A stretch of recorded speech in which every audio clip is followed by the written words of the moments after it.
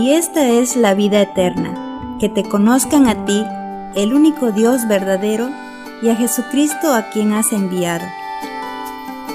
Bienvenidos a su programa, Teología para el Diario Vivir.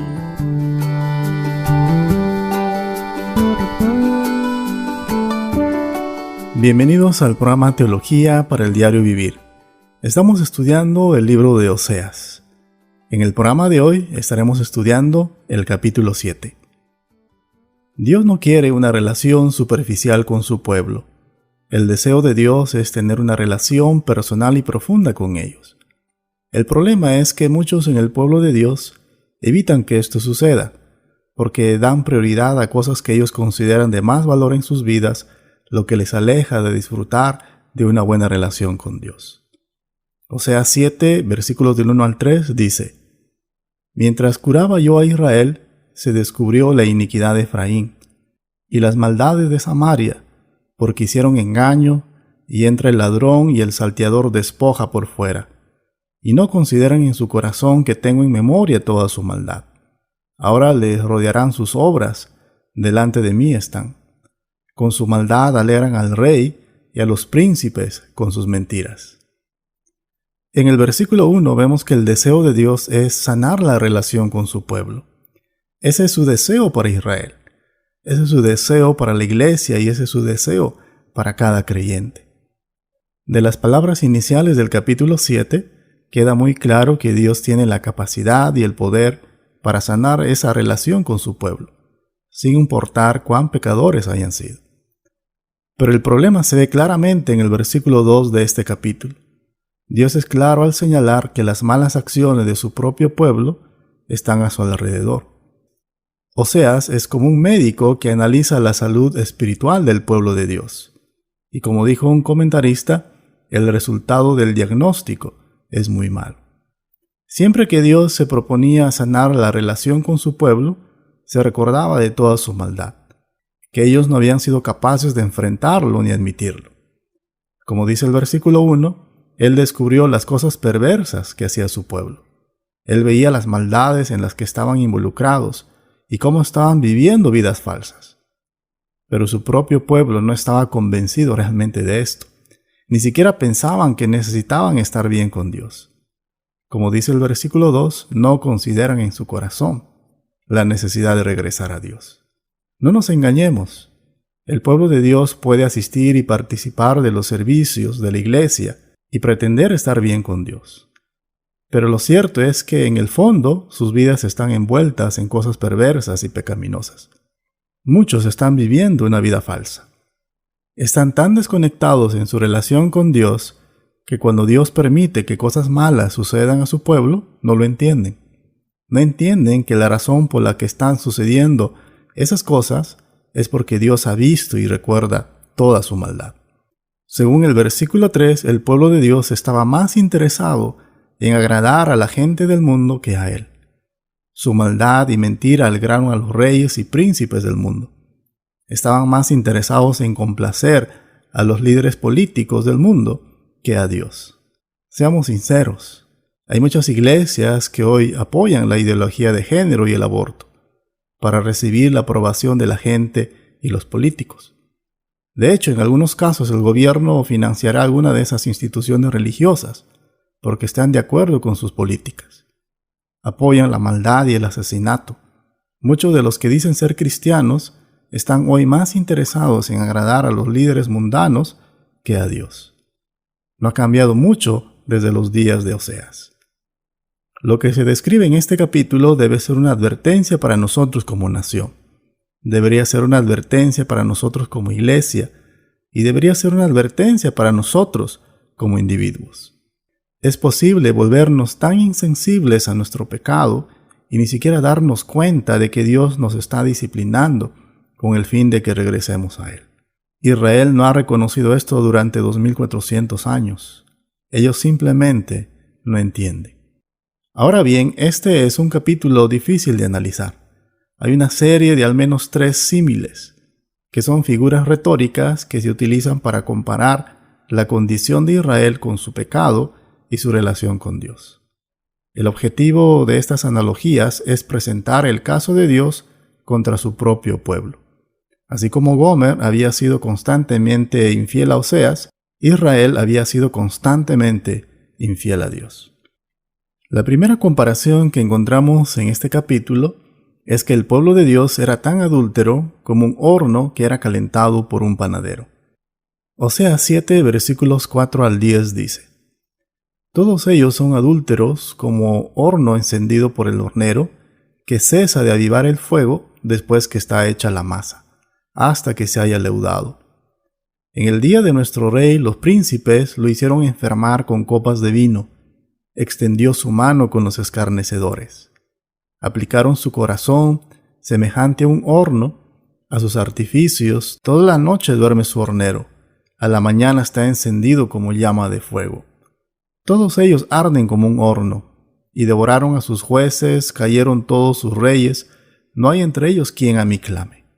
Efraín se ha mezclado con los demás pueblos, Efraín fue torta no volteada, devoraron extraños su fuerza, y él no lo supo.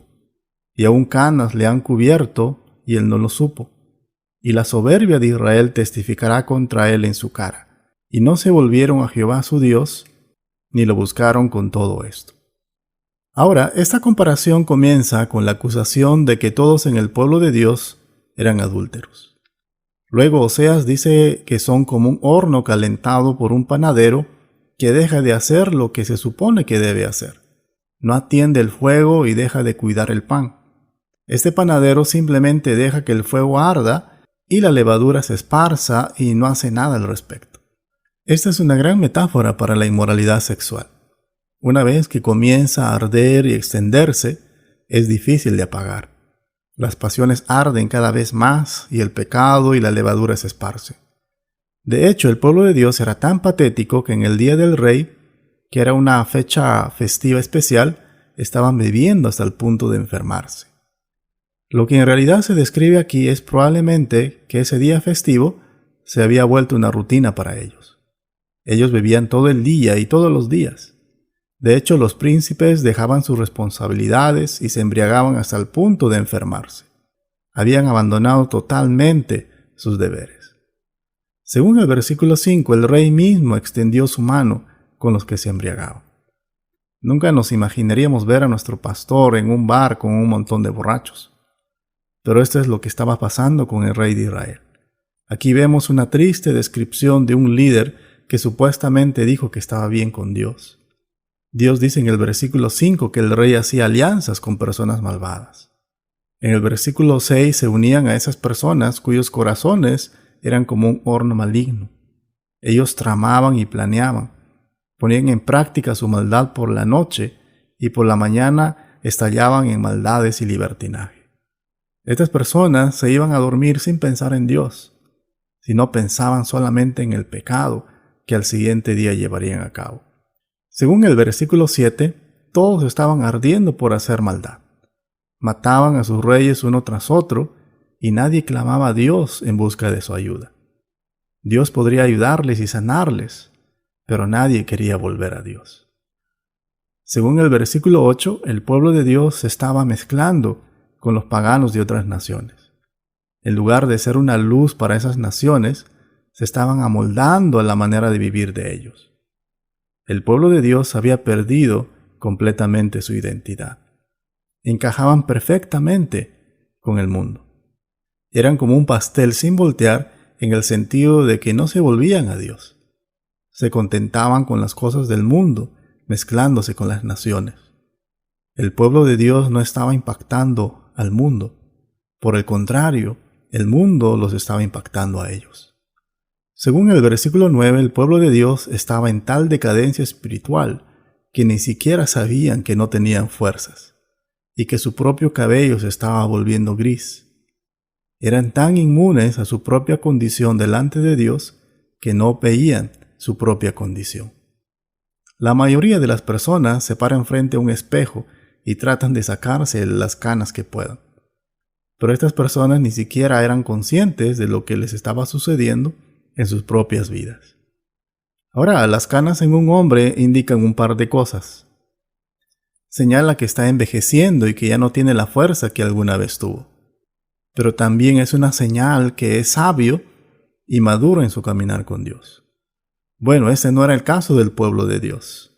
Ellos no eran sabios, y el pueblo de Dios no se daba cuenta de su propio deterioro porque ni siquiera veía sus propias canas.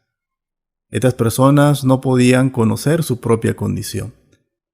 Ni siquiera eran lo suficientemente cuidadosos para ver sus canas. Estas personas no acudían a la palabra de Dios para que como un espejo les muestre su condición espiritual.